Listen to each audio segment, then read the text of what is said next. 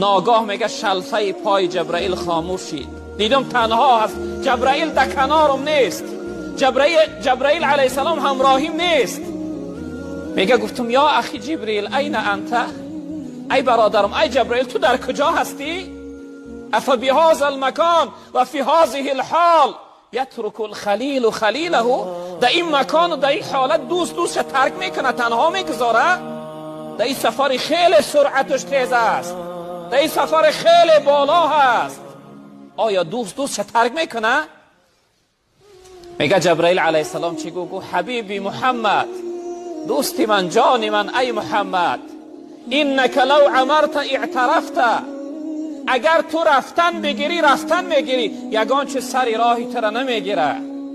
ولکن اینی لو تقدمت احترکت، لکن اگر گم من یک قدمی دیگه بالا بزنم تمامی وجودم خاکستر میشه از نور خداوند، من دیگر حقی بالا رفتن ندارم.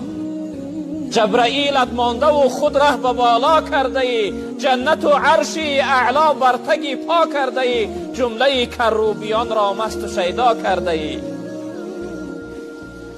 برسد آدمیت به جایی که بجز خدا نبیند، بینگر که تا چه قدر است مقام آدمیت.